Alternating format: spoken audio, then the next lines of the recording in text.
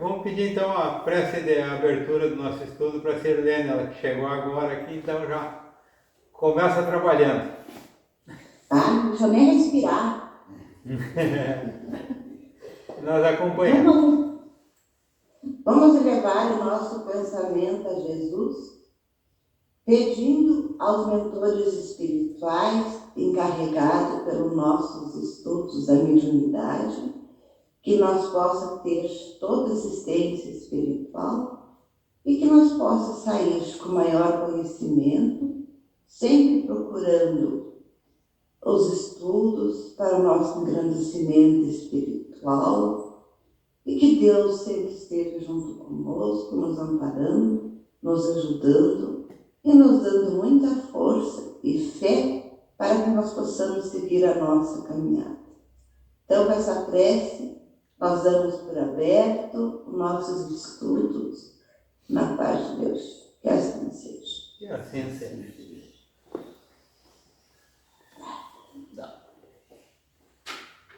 Tudo bem com a cirurgia, Sirlene, do Belmiro?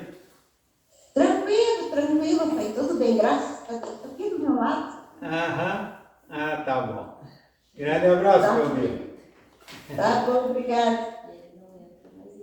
Tá. Então, hoje nós vamos dar continuação ainda do estudo sobre o título do maravilhoso e do sobrenatural, que é a parte 2, ainda no início, do capítulo 2, hoje o item 16 e 17 é a nossa ideia de estudarmos hoje.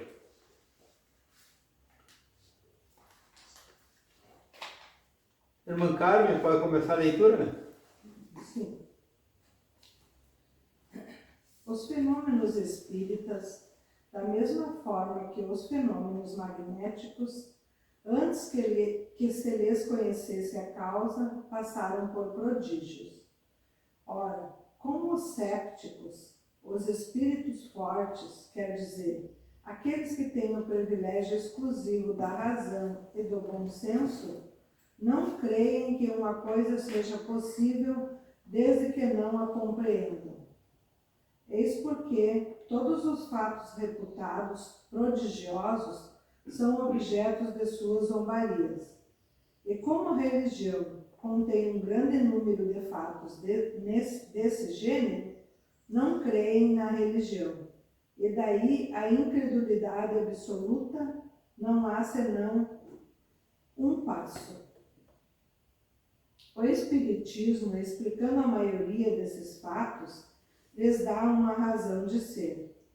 Ele vem, pois, em ajuda da religião, demonstrando a possibilidade de certos fatos que, por não terem mais o caráter miraculoso, não são menos extraordinários. E Deus não é menos grande nem menos poderoso, por não ter derrogado suas leis. De quantas zombarias as levitações de São Cupertino foram objeto? Ora, a suspensão etérea dos corpos graves é um fato explicado pela lei espírita. Disso somos pessoalmente testemunhas oculares. E o Sr. Home, assim como outras pessoas do nosso conhecimento, repetiram muitas vezes o fenômeno produzido por São Cupertino. Portanto, esse fenômeno entra na ordem das coisas naturais. Então, esse foi o nosso item 16. O que entendemos dele? As coisas já não são mais tão miraculosas, tão como antes, né? Se pensava, porque as pessoas não tinham o conhecimento, né? Então achavam que ou era mentira, ou era enganação, né? Era maravilhoso, não entendiam, né? Aquele fenômeno. E o fenômeno por São Cupertino foi natural, foi real. Acho que o fenômeno da Meditação.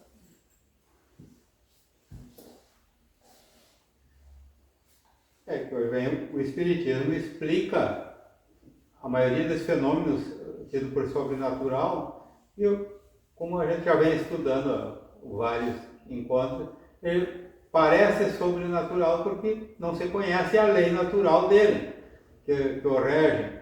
Então, mas já foi repetido várias vezes o fenômeno da levitação, então por isso ele passa a ser considerado para nós pelo conhecimento espírita como natural. Claro que é um tipo de fenômeno que é fácil de passar também por certas mistificações.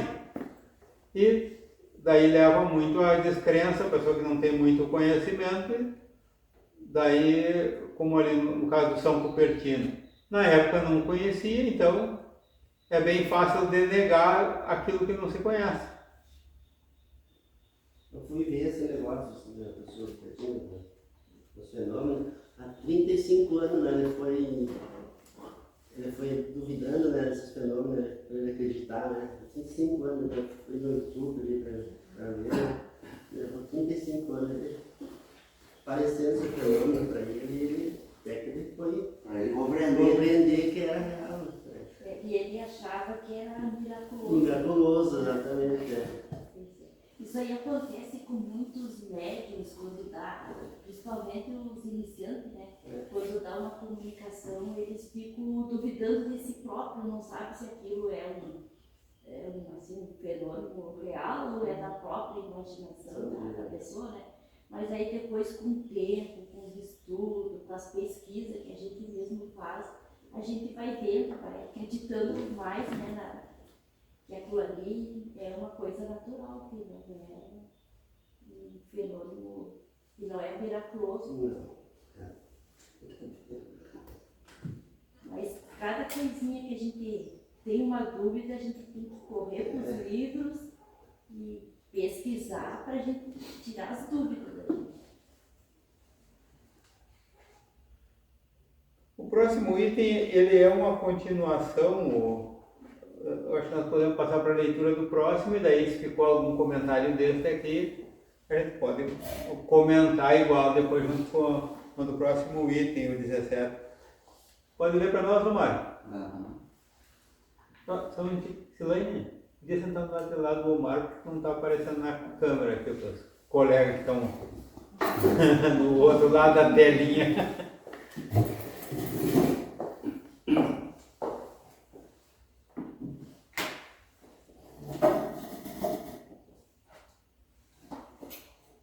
Então, o item 17. No número dos fatos desse gênero, é preciso colocar em primeiro lugar as aparições, porque são os mais frequentes. A de Salete, que divide mesmo o clero, para nós não tem nada de insólito. Seguramente não podemos afirmar que o fato ocorreu porque dele não temos a prova material. Mas, para nós, ele é possível, visto que milhares de fatos análogos recentes nos são conhecidos. Cremos neles, não somente porque sua realidade foi averiguada por nós, mas, sobretudo, porque nos damos perfeitamente conta da maneira pela qual se produzem. Quem quiser se reportar à teoria das aparições, que daremos mais adiante, verá que esse fenômeno torna-se tão simples, tão plausível, como uma multidão de fenômenos físicos que não são prodigiosos senão por falta de se ter deles a chave. Quanto ao personagem que se apresentou em Salete, é uma outra questão. Sua identidade não nos está de nenhum modo demonstrada. Nós constatamos simplesmente que uma aparição pode ter tido lugar. O resto não é da nossa competência. Cada um pode, a esse respeito, guardar suas convicções. O Espiritismo disso não tem que se ocupar. Dizemos somente que os fatos produzidos pelo Espiritismo nos revelam leis novas e nos dão a chave de uma multidão de coisas que pareciam sobrenaturais. Se algum daqueles que passavam por miraculosos nele encontram uma explicação lógica, é um motivo para não se apressar em negar o que não se compreende. Os fenômenos espíritas são contestados por certas pessoas precisamente porque parecem fugir da lei comum e porque deles não se dão conta. Dá-lhes uma base racional e a dúvida cessa. A explicação neste século em que não se apagam as palavras é, pois, um poderoso motivo de convicção. Vemos também todos os dias pessoas que não foram testemunhas de nenhum fato, que não viram nenhuma mesa girar, nenhum médium escrever, e que são tão convencidas quanto nós, unicamente porque leram e compreenderam. Se não devesse crer, senão no que se vê com os olhos, nossa convicção se reduziria a bem poucas coisas. Então vemos aqui a continuação. O item 16 era o fenômeno da levitação e o 17 das aparições. Para começar, quem aqui já teve essa experiência de aparição de espírito, quem não viu, quem já viu esse tipo de fenômeno? Várias vezes. Ó, nossa irmã Carmen várias vezes. Fala, Gustavo. Bom dia, meus amigos. Eu, assim, aparecendo espírito aqui dentro de casa, por exemplo, nas ruas, nas condições esporádicas, que foram próximas, começavam a ver isso. Por favor, os que não estão ocupando, desligam o microfone para ver se está dando um retorno de som aí. E aí, quanto a isso, que eu até me interessei por ver de percepção. Me interessei, passou a coisa da minha parte, foram coisas esporádicas. Não, são cortes. Na verdade, são cortes no sinal. Eu já vi 2 vezes. Foi durante a noite, eu estava sonhando e quando eu acordei assim de sopetão de noite, aí eu vi por 2 vezes, 2 espíritos, né, em noites diferentes.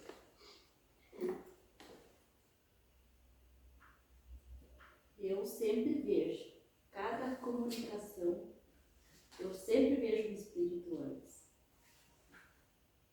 Mas é uma coisa bem assim, como é que eu vou dizer? Não é uma coisa perturbadora. É uma coisa passageira, assim, que a gente vê rápido, bem sutil. Bom, já vemos que não é tão incomum assim. E agora, sobre a leitura, o que temos a comentar? Aqui o que chama atenção, né? Eu vou falar sobre o meu caso, que não vejo, né? Não sinto, mas eu acredito, né? Porque um estudo que eu venho tendo há todos esses anos aí, a gente vai desenvolvendo a intuição, né? E tem certos fatos aí que às vezes observo na vida, no dia a dia, ou coisa, que me dá aquela impressão de que aquilo vai se enrolar daquela forma e realmente acaba se desenrolando aquilo ali. Né? Às vezes o caminho de certas pessoas, principalmente dentro dos familiares, né? A gente tem essa capacidade de mais ou menos discernir e muitas vezes também com pessoas que a gente não conhece e que acaba tendo uma conversa, uma coisa, então a gente acaba já tendo aquela intuição já, né, de conforme o que vai acontecer, o que pode ser. Então, é isso que eu desenvolvi. Quanto a ver espíritos, assim, eu nunca vi. Tem, às vezes, aproximação, às vezes através de uma oração, né? A gente vê que existe aproximação daquela energia, né? Ou às vezes algum ambiente, uma energia não muito boa, né? A gente capta essas coisas assim. Mas ver o espírito assim, eu nunca vi, a não ser em sonho. Quem nunca perdeu um sonho com os casos de assombração quando era criança antes de dormir? É. E nessas histórias às vezes tinha muito caso que contavam de aparições, pessoas que viam, não entendiam como assombração.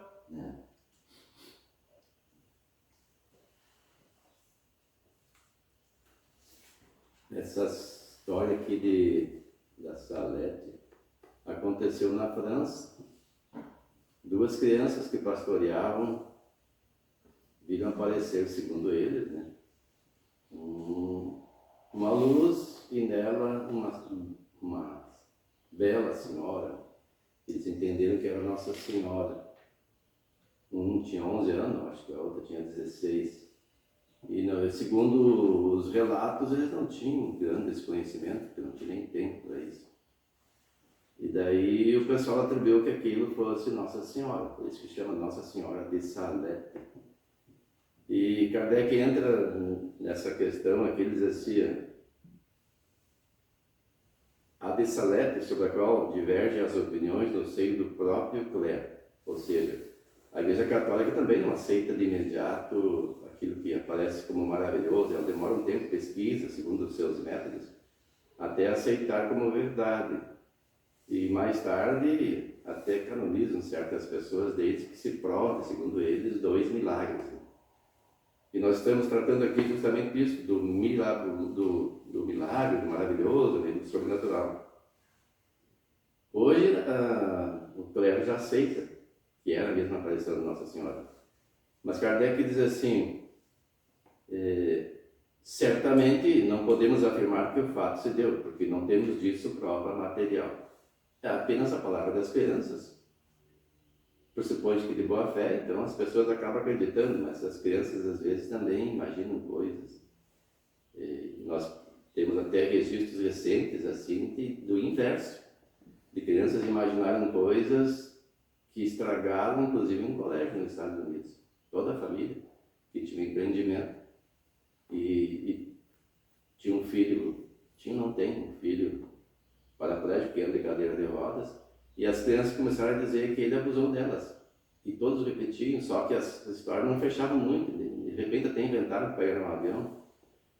E a princípio aquilo repercutiu de forma negativa e mais tarde foram absolvidos, mas a imagem ruim ficou. Tanto que a escola teve que fechar. Eles tiveram que mudar de cidade, e mesmo assim, depois de absolvidos, as pessoas encontram na rua e ainda alguns se lembram e os condenam. A sociedade é cruel, né? Porque aceita que as crianças estavam dizendo a verdade. Não estou dizendo que essas crianças mentiram, mas então Kardec não entra no mérito dessa questão porque não tem prova material. Não tem como provar. Ou você acredita ou não acredita.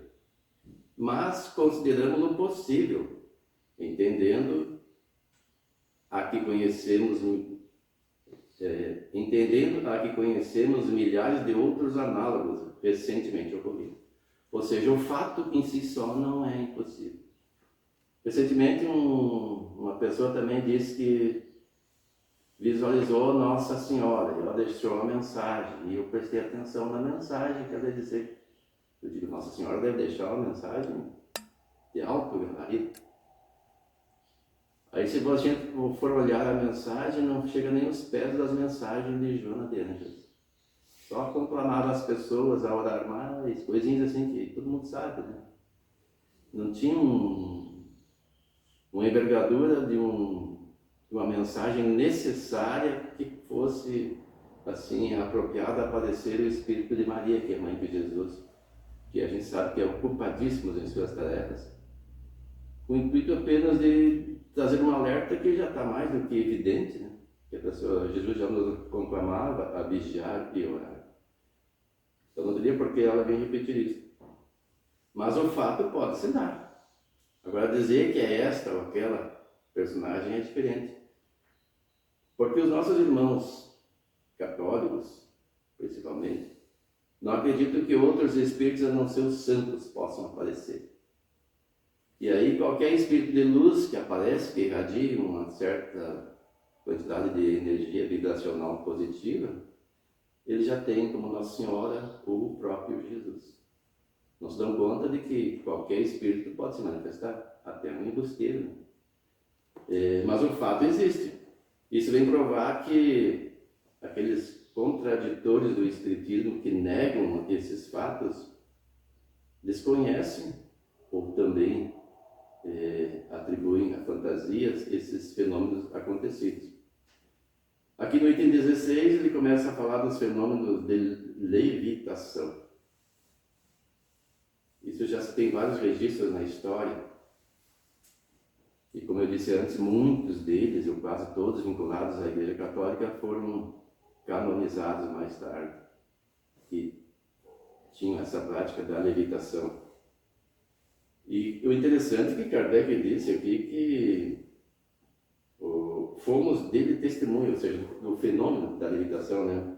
E o Sr. Hom, assim como outras pessoas do nosso conhecimento, então mais de uma, repetiram muitas vezes o fenômeno produzido por São Cupertino. Então, há pessoas que são capazes de fazer. Por exemplo, Jesus andou sobre as águas. Como é que ele andou sobre as águas? Certamente, ou ele aumentou a densidade superficial da água com seu poder magnético, ou venceu a lei da gravidade. Um dos dois, né? Outro fenômeno, não sei que poderia se explicar, né? O mar revolta e ele andando sobre as águas. E depois ele entra, como eu já falei, isso aqui na Salete. Daí ele entra, quanto personagem que se apresentou na Salete é outra questão. Sua identidade não nos foi absolutamente demonstrada. Apenas reconhecemos que pode ter havido uma aparição. Quanto ao mais, escapa a nossa competência. Então nós nunca podemos afirmar isto ou aquilo. É muito perigoso. Eu soube de uma pessoa que fez uma palestra e agora os fatos recentes, por exemplo, dos incêndios lá nos Estados Unidos. Eu não assisti a palestra, ela me disseram que ela falou que isso é por causa do egoísmo e das pessoas, segundo a pessoa que me disse, e que porque não cuidaram do meio ambiente, deixaram as folhas lá do jeito como elas caíram e ficaram. Mas existem já certas teorias aí bem diferentes. Uma, inclusive, eles estão investigando a responsabilidade da companhia que distribui energia. A energia elétrica tinha que ser cortada e não foi cortada. Aqui no Brasil, se houver um incêndio e passa uma rede, ela cai automaticamente. E lá foi mantida isso. Isso propiciou novos incêndios, porque as redes entram em curto. E agora tem uma mais recente tese de que o incêndio pode ter sido criminoso. Então vocês pesquisem na internet, porque ele parece que foi meio que dirigido para certas regiões, né? Tem até interesses econômicos por trás para explorar de forma turística a região, segundo essas teorias. Então, quando a gente vai falar de um assunto, a gente tem que estar bem apoiado em evidências para poder dizer isso, aquilo. A gente pode ser. Kardec está dizendo aqui, ó, pode ser. O fato é possível. Agora, se é verdade ou não, escapa a nossa capacidade de compreensão. Então, quando nós formos fazer uma exposição doutrinária, por exemplo, a gente sempre tem que ter o cuidado de olhar quais as fontes. As fontes que nós mais confiamos, e até hoje foram comprovadas que não falham, são as obras básicas. E os livros já corroborados pela TED, né, que são os suplementares às obras básicas. O mais aí a gente pode até falar, mas dizer a opinião minha. Não existe uma prova, é uma opinião pessoal. Para não misturar a doutrina com a opinião pessoal. Por isso nós estamos aqui estudando para discernirmos o que é a doutrina, o que é a opinião pessoal. E não importa quem diga. pode ser o maior expoente do movimento espírita ou de qualquer outro movimento, ou mesmo da ciência, se não tiver uma prova cabal, vamos esperar a prova cabal, para depois ir repetindo. Ou um outro exemplo, embasado naquilo que a gente aprende, a gente sabe da lei de causa e efeito, né? Fugindo um pouco do tempo. Mas uma vez uma colega de trabalho me procurou e disse assim: Wilson, ela mora perto de Lajeado, uma cidade próxima, não recordo o nome agora. Ela disse que uma parente nossa foi a uma casa espírita lá e ela não consegue ter filhos. E aí lhe disseram que ela não pode ter filhos porque cometeu muitos abortos na encarnação passada. Eu digo, meu Deus do céu, como é que a pessoa pode dizer isso? O Espiritismo é consolador, ele não veio para acusar ninguém e nem para atribuir culpa a ninguém. Tem várias causas e não pode dizer. Pode ser que sim, pode ser que não, mas quem somos nós para dizer? E essa mulher ficou tão chocada, voltou perturbada para casa, a família proibiu ela de voltar para uma casa espírita. E como é que uma pessoa pode fazer uma orientação, uma afirmação dessa para alguém? O que nós devemos, num caso desse, dizer é que certamente tem uma lei de causa e efeito, mas também pode ser uma prova para a pessoa, pode ser uma oportunidade de ela desenvolver mais a virtude do amor, porque o amar o filho consanguíneo é fácil. Agora, amar o filho alheio, por exemplo, numa obra assistencial, num lar de crianças abandonadas, ou adotar um filho, já pode fazer, né? Já demanda mais amor. E quem faz isso certamente cresce nessa virtude. É isso que a pessoa deve dizer. E dizer que e tem muitos exemplos de pessoas que adotam filhos porque não podem ter, e de repente, porque desbloqueiam aquele sentimento de incapacidade, são surpreendidas com filhos do próprio sangue, gerados de uma forma que antes não se esperava que fossem ser gerados, que era normal. Então, esse é o objetivo do Espiritismo. Para isso, nós precisamos estar seguros do que falamos. Eu sei que desviei um pouco, mas a respeito do tema era isso. Aqui a Manuela perguntou: o médium é obrigado a comunicar o que ele recebe de mensagem ou pode comunicar o que ele entendeu do que foi falado? A segunda opção. Geralmente ele comunica o que entendeu. Ele só vai comunicar literalmente quando há uma psicografia mecânica. Porque mesmo na psicografia o médium de alguma forma interfere, porque ele recebe e ele tem domínio sobre sua mão. Só aquela psicografia inconsciente que dá para dizer que é o espírito só se comunicando. E quanto à mensagem, aí vai do conteúdo da mensagem, quando se trata de uma mensagem. E quando não entende, não tem como dar uma comunicação, porque é uma coisa duvidosa, né? Quando a pessoa não entende, tem que deixar. A pessoa que está ali, para quem é dirigida a mensagem, né? Se o médium é bem assistido, o espírito vai ter o cuidado de dar uma mensagem adequada. Aí cada um deve fazer a sua análise. Qual é o espírito que eu assisto e qual é o nível da mensagem? É sempre possível a pessoa dosar, porque a pessoa vai ser responsável pelas consequências daquilo que é transmitido, de uma forma positiva ou negativa. O normal é a pessoa entender primeiro o que foi falado, o médium entender o que for falado. Ele entendendo o que for falado, daí ele vai analisar se a transmissão é mais benéfica, se ele conseguir transmitir exatamente como ele recebeu. Está tudo ok, não tem o que mudar, não precisa inventar, não precisa desenvolver, está de bom tamanho e ele tiver condições dentro dos limites normal do animismo que tem em toda a comunicação, ele vai transmitir. Agora, tem mensagens que ele tem que transmitir a ideia. Digamos, um espírito atrasado que se comunica numa reunião mediúnica, ele vem com palavrões, ele vai transmitir tudo conforme o Espírito, a mensagem do Espírito? Não. Ele tem que, nesse caso, conscientemente, ele transmitir a ideia para que todos entendam o que ele está dizendo, mas adequando aquela linguagem ao tipo de reunião respeitosa que você faz. Então, agora, se é um espírito elevado que vem trazer uma comunicação para o grupo, ainda mantendo numa reunião mediúnica, de teor bem elevado, ele vai tentar transmitir o máximo aquela comunicação conforme ela veio, já que... Mas a compreensão, tem que procurar, antes de tudo, a compreensão para ver a cada comunicação como transmiti-la. A propósito, Marina, uma das curiosidades maiores que as pessoas apresentam é quando se apresenta um caso de obsessão na família ou com a própria pessoa, e ela pede socorro numa casa espírita. Ela pergunta, mas por que esse espírito está me perseguindo?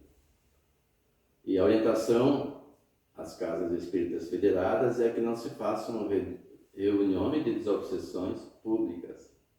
Na verdade, a orientação é que toda reunião mediúnica seja reservada apenas com os componentes do grupo mediúnico. E as mensagens, como tu bem disseste, se forem positivas, podem ser transmitidas literalmente. Agora, as razões que podem ser reveladas numa reunião mediúnica de um espírito obsessor, ela tem que ser dosada, a informação, porque em vez de auxiliar, pode perturbar a pessoa. Por essa razão, a reunião de desobsessão, e mesmo as outras, não devem ser, pelo menos, públicas, para que não se haja esse choque. Porque a gente sabe quando há uma obsessão, existe uma relação conflituosa entre as partes envolvidas. E esse conflito fica entre o amor e o ódio também, né? Porque, em certos casos, o obsessor é atraído. Às vezes ele revela que, eu às vezes quero sair, mas a pessoa me chama. E a gente não vai falar isso para a pessoa, vai orientar a pessoa como se comportar. Como selecionar as companhias através do seu comportamento, principalmente, do seu pensamento, das suas ideias. E a mudança vibracional para melhor faz com que a pessoa selecione espíritos melhores para o seu convívio. As consequências do passado vão ser reparadas de acordo com as oportunidades de expiação e de reparação. É isso que a pessoa tem que ser orientada. E as mensagens, volto a dizer, se positivas, podem ser literais. Se perturbadoras, como no caso de obsessão, têm que ser bem dosadas. Repito de novo que o Espiritismo tem o objetivo de ser consolador. E essa tarefa demanda um certo tato, o equilíbrio de quem pretende exercer, ou pelo menos estar inserido no movimento espírita, se não exercer a mediunidade. Entendemos a tua pergunta, mas... Pode falar, Rosana. Se o espírito está muito tempo no sofrimento, ou dependendo da forma que ele morreu, se foi desencarnou, né? Se foi uma forma mais brusca, assim, ele nem consegue se manifestar, né? Ele não consegue falar muitas vezes através do médium. Também depende do merecimento dele, se ele tem um merecimento, mas às vezes até pelo próprio sofrimento que o espírito se encontra, né? Quando o médium dá a passagem para ele se manifestar, muitas vezes ele nem consegue manifestar, não consegue falar, expressar tudo, pedir ajuda até às vezes, né? Rosana, toda sessão mediúnica equilibrada é assistida de forma equilibrada. Aí o cuidado dos integrantes em ter uma higiene mental adequada.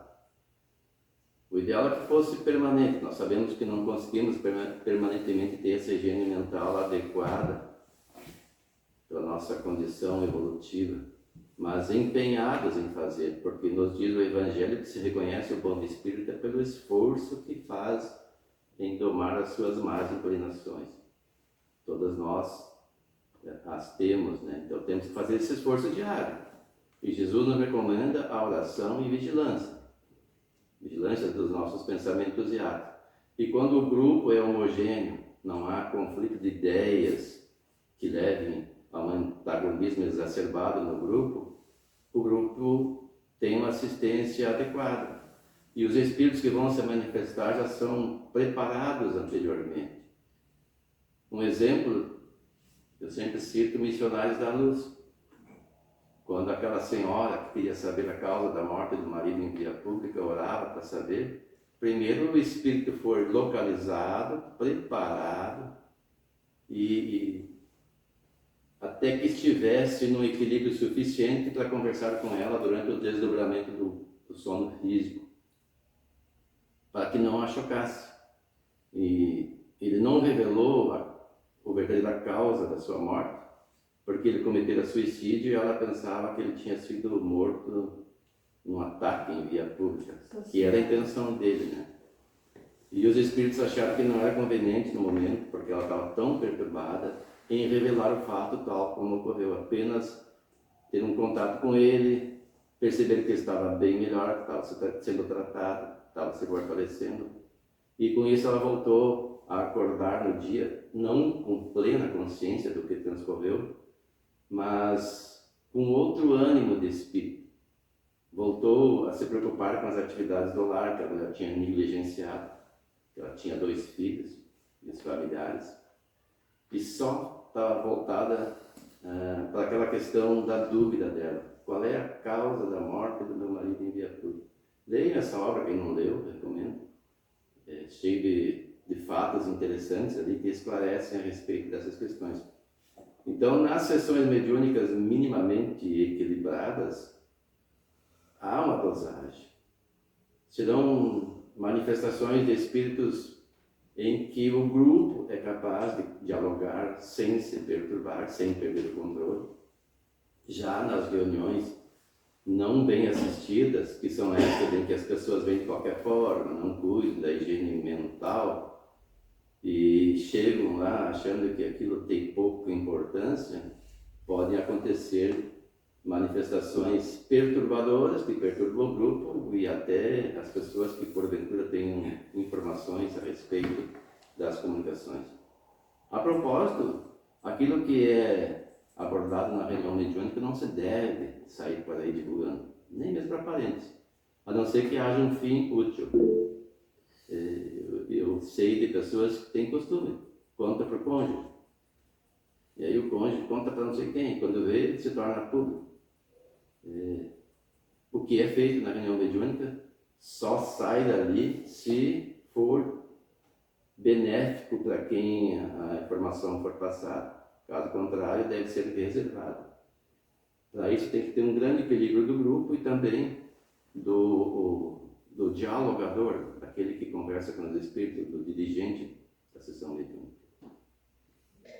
Eu participei muitos anos num centro espírita em São Luís, só que esse centro ele não é federado. E a gente fazia as reuniões e depois das palestras tinha o atendimento fraterno.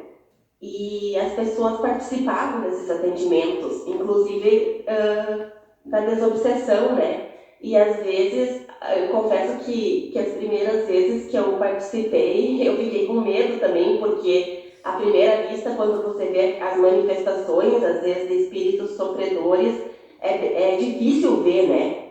É uma coisa que impacta a gente.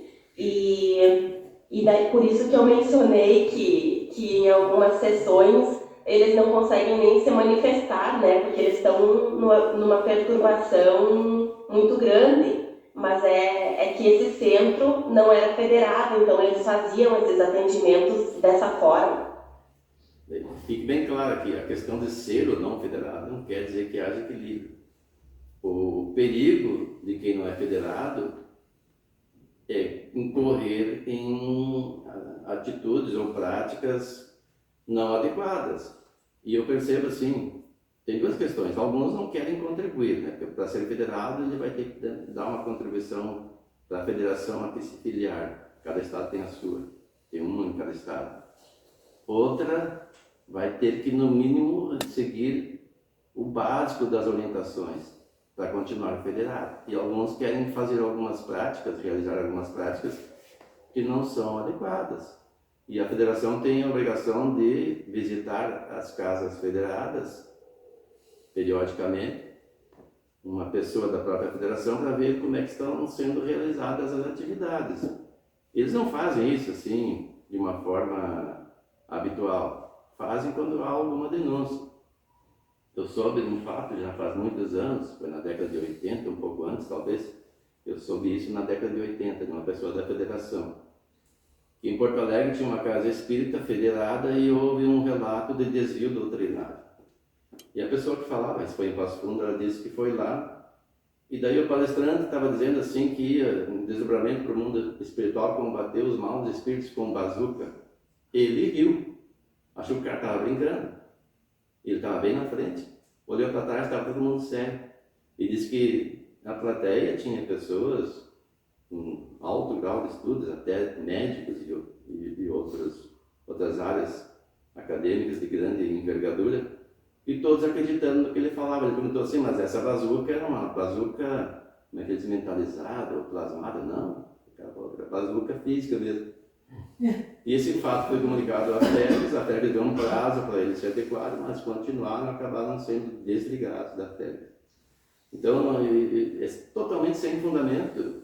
É uma coisa da cabeça da pessoa que fala que é impossível. A gente sabe que é impossível levar um objeto físico. E imagina um centro espírita que, em vez de orientar os espíritos sofredores, vai lá para combatê-los, com armas ainda. Armas físicas, é uma loucura. Parece um absurdo, mas então tem coisas desse gênero. Pessoas sem conhecimento, né? É muita responsabilidade. É estranho. Tá. A Sirlene levantou a mão ali, pode falar. Microfone. Agora acho que já foi me respondido, porque ia falar um assunto, mas a minha bateria aqui vai terminar, Marino, e eu esqueci de carregar. Não, eu estou aqui, eu ia complementar, e a Rosana perguntou com um negócio de quando o espírito se comunica. Muitas vezes, eu já tive a oportunidade de ver em trabalho mediúnico, que eles não têm condições, assim, de primeiro dia, muitos têm, outros não, mas muitas vezes são levados para escutar lá a doutrina, né? A doutrinação já é um atendimento, e como muitos nem sabem que estão desencarnados. Como a gente tem o perispírito, que depois acho que é uma parte que não vai entrar nos estudos, aí vai entender melhor. E a minha bateria está acabando, gente. Um bom dia para todo mundo, porque hoje foi muita corrida, esqueci de carregar. Um abraço a todos, até o próximo domingo. Tá, um abraço para o Belmiro. Vamos estar fazendo prece por ele aí. Não terminar a bateria de espírito concentrar também na hora da prece daqui a momento. Agora foi eu na correria aqui. Tá, beijo para todo mundo. Tchau. Tchau.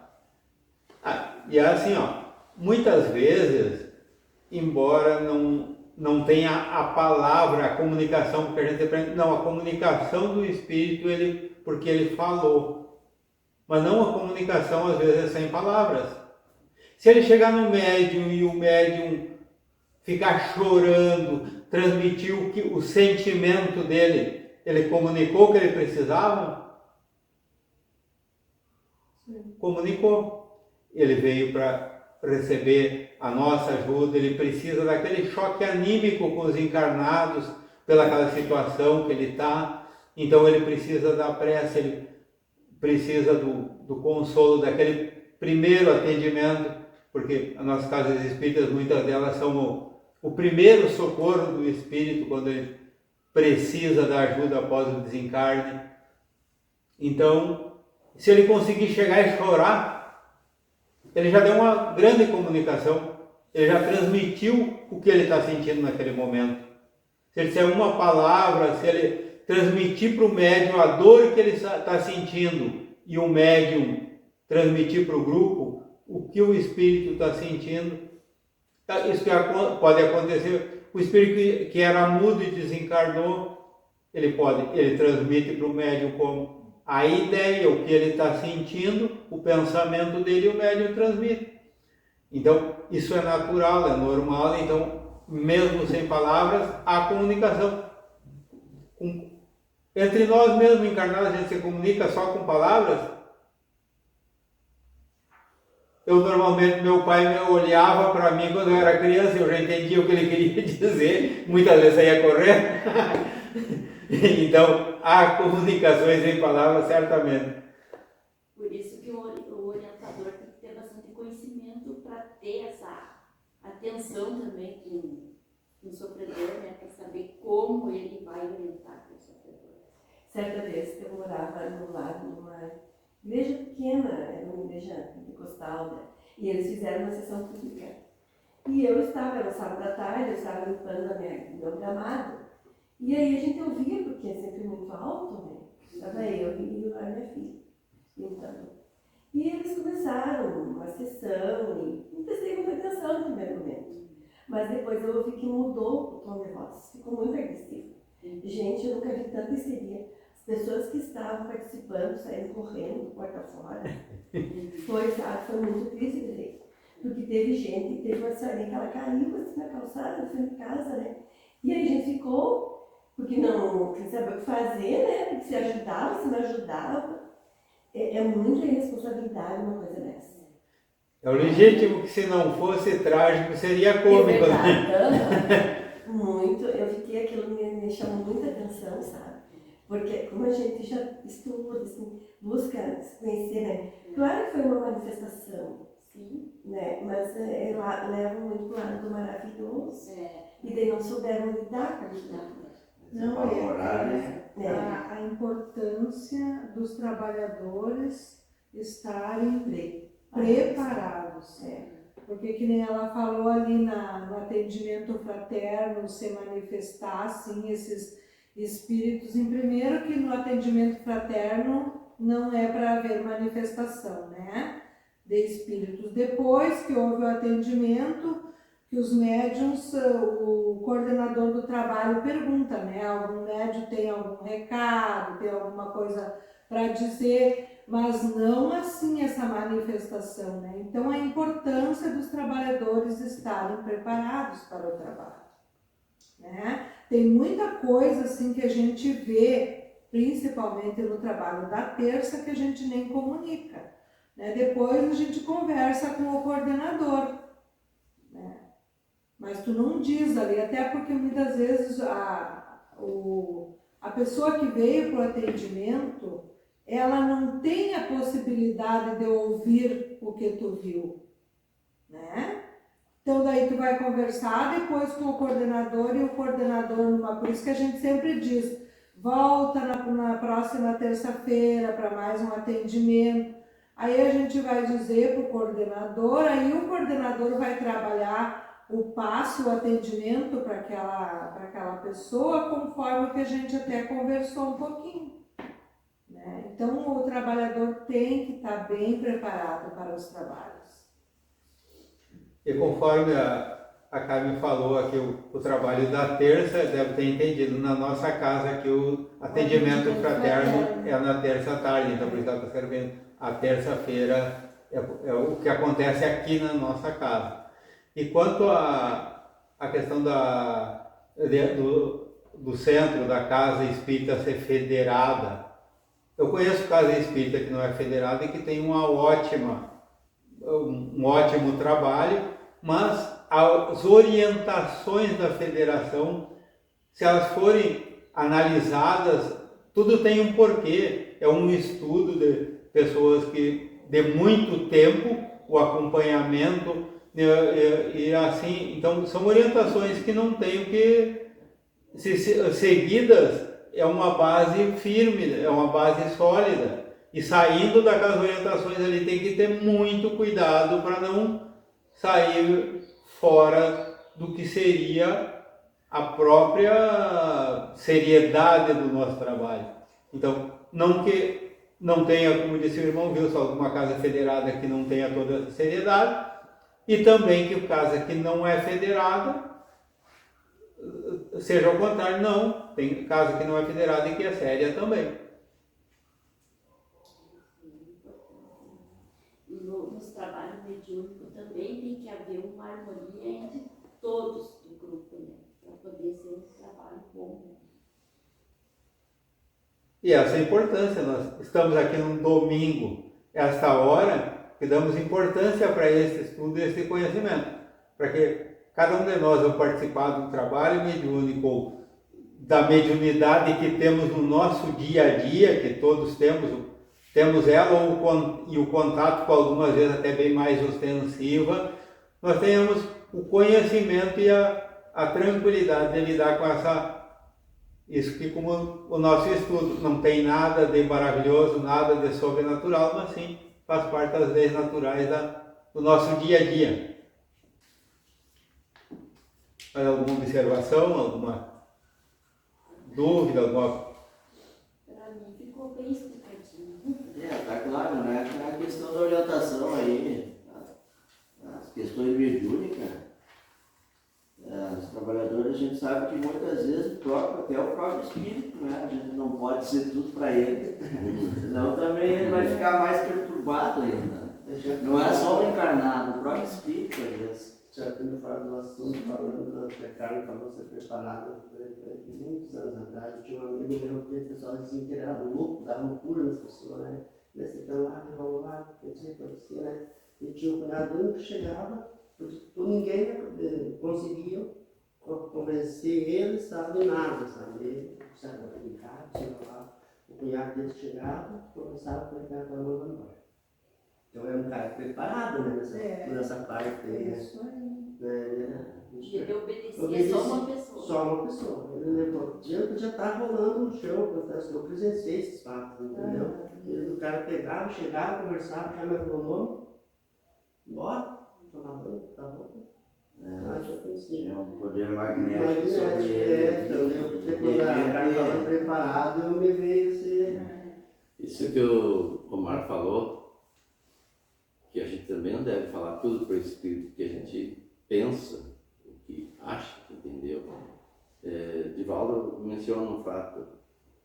Às vezes vem o espírito de um suicida, por exemplo, e o orientador, em vez de consolá-lo, de animá-lo, de inspirá-lo a se reerguer, começa a fazer como se fosse uma palestra. Primeiro, a pessoa tem que ter empatia pela pessoa. Ninguém agride a si próprio com o intuito de sofrer. A pessoa já está no sofrimento antes de cometer o suicídio. E por equívoco ela acha que a porta do suicídio vai libertá-la do sofrimento, gerar para si um dano maior. Nós não vamos dizer isso para o espírito. Se disser isso para o espírito, ele vai saber que vai ter que sofrer mais do que sofria antes. Então tem que animá-lo para que ele entenda que Deus nos ama incondicionalmente a todos, independentemente do que a gente fez no passado.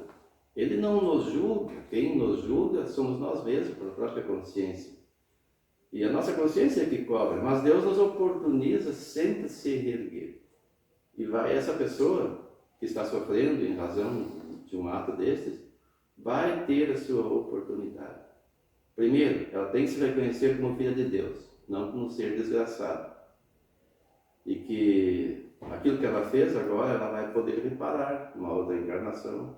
Ela tem que aceitar o atendimento quando for o momento. Não é porque ela vai conversar com o orientador também que ela vai sair dali já um espírito equilibrado. Tem que ter todo um processo de tratamento. Outra, quando é permitido o espírito vir numa manifestação, uma sessão mediúnica, ele já está praticamente apto a ser socorrido. Como eu disse, nas sessões equilibradas. Ele não vai ter ali um totalmente doido, sem possibilidade nenhuma de ser socorrido, que vai se manifestar. Seria sem propósito, apenas perturbaria o grupo. Então, a pessoa tem que estar preparada para orientá-lo, nesse sentido. Fazer com que ele se reanime, ele encontre forças, aceite o auxílio, porque muitas vezes o orgulho nos impede de aceitar auxílio. Tem dois lados. Tem umas pessoas que se sentem desgraçadas, outros se entendem desmerecedores de auxílio e alguns não querem auxílio, porque acham que são autossuficientes. Então tem que ter todo um tato para falar com esses espíritos. E quando é um obsessor também, às vezes ele se sente vítima de uma outra, de um ato daquele que hoje sofre nas suas mãos, porque se sente injustiçado. Eu conheci uma pessoa lá em Novo Hamburgo, já desencarnou. Ele fazia um trabalho de direção no espírito, fazia ele relembrar outras encarnações que ele tiver, não esta última, que ele entende que foi vítima, para que ele procurasse entender que em algum momento ele gerou esse fato, mas que em razão disso ele não ficasse se julgando um condenado, sofrer eternamente, um desgraçado, que era hora de perdoar o outro. Perdoando o outro, ele faria a sua parte. E é o que se faz, né? Quando a pessoa perdoa o outro, o primeiro beneficiado é quem perdoa, porque ela se liberta e ela prossegue. Se o outro não quiser perdoá-la, é problema dele. Um dia ele vai ter que despertar também. Mas aquele que perdoa está livre vamos dizer assim, da interferência na sua vida do outro que não perdoa. Porque desde que ele perdoe, né, e mude também seus atos. Não adianta perdoar e não mudar os atos. Então tem que mudar o padrão vibracional. Começar a fazer o bem por amor. Aí quando a pessoa realmente fizer o bem por amor aos outros, ela vai mudar seu padrão vibracional verdadeiramente e não vai se preocupar se o outro não gosta de si, ou não gosta dela, melhor dizendo, se o outro não a perdoa, porque esta pessoa o perdoou ou a perdoou.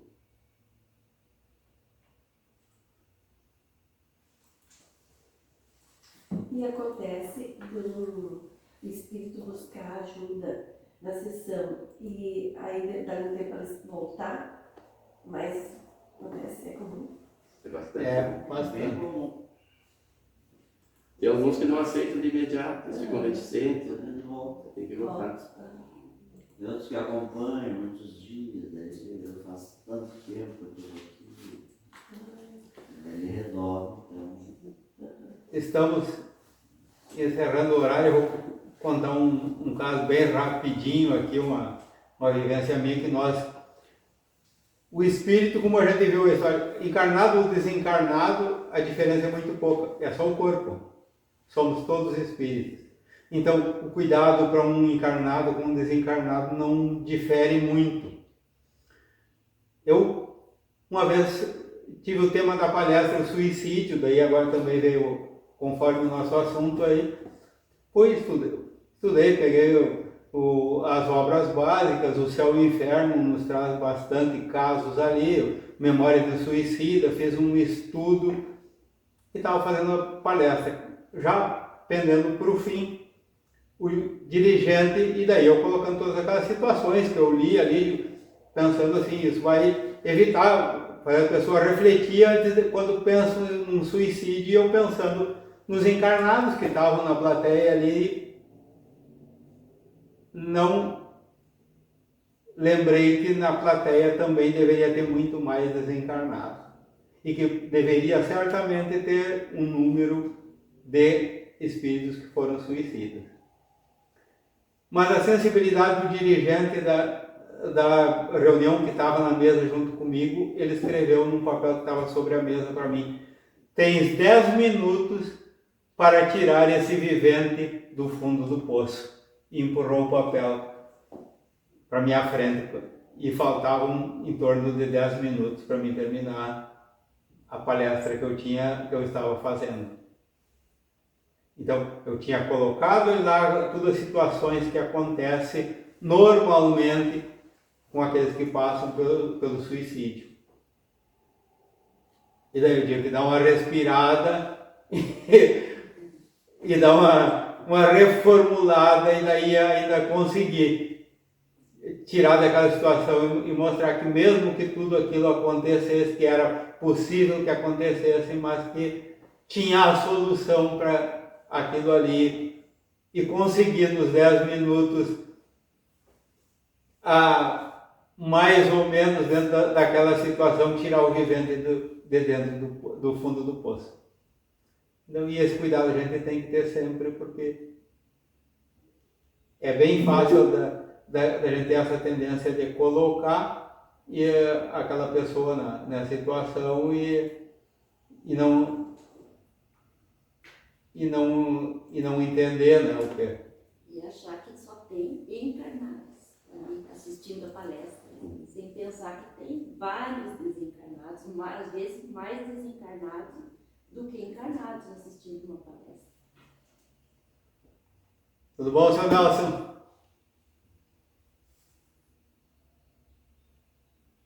O seu Nelson está entrando agora para nos participar conosco da prece, porque já estamos encerrando o nosso estudo de hoje, mas é um prazer tê-lo conosco e vamos participar junto. Alguém gostaria de se prontificar a fazer essa prece de encerramento do nosso estudo de hoje?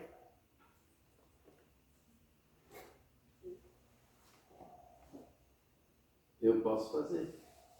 Então, por favor, e nós acompanhemos mentalmente. Então vamos levar o pensamento em prece ao nosso mentor espiritual. Pedindo que interceda em nosso nome, junto aos espíritos tutelares da humanidade, notadamente aos servos da Legião de Maria. Pois hoje abordamos aqui a questão do suicídio.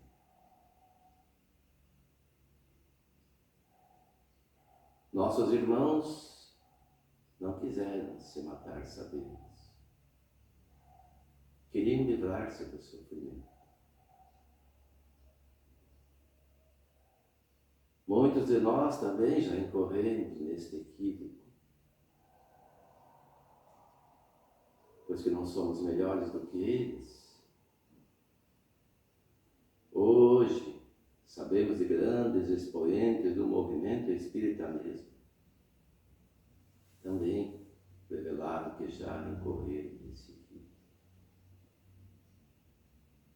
De nossa parte, estamos melhor, mas bem assistidos. E assim, em nome de Jesus, pedimos a Maria, sabemos que é uma redundância, pois que ela já faz isto, mas o socorro àqueles irmãos nossos que conhecemos, certamente cada um conhece um bem, que deixou a vida física pela essa porta enganosa e que precisa do apoio, do socorro, do alento. Que ao coração deles seja levada a esperança, a certeza de que Deus olha por eles, a certeza de que são amados e que não estão esquecidos. E aqueles que ficamos, aguardamos ansioso o retorno deles no nosso convívio. E que isso depende da vontade deles, do desenvolvimento da certeza de que são filhos de Deus e que Deus não condena ninguém, mas oportuniza a todos nós recomeçar. Que em breve estarão conosco de novo, para nos agraciar com o seu convívio, certamente em melhores condições.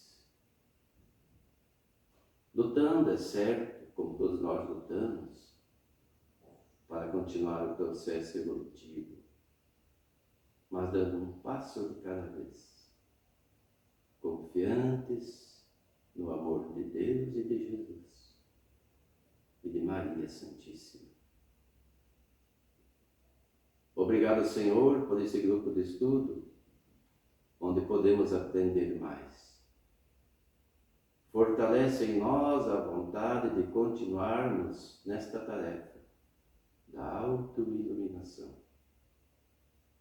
para melhor auxiliar os nossos companheiros de jornada, começando por nós mesmos, acendendo em nós a luz que todos temos, segundo as palavras de Jesus. Assim, em nome de Deus e de Jesus, damos por encerrado mais um grupo de estudo. Que assim seja. Que assim seja. Muito obrigado a todos. Foi um privilégio ter estado com vocês. Tenham uma boa semana. Obrigada igualmente. Tchau, tchau. Tchau. Até domingo que vem. Até. Tchau, bom domingo. Obrigada igualmente.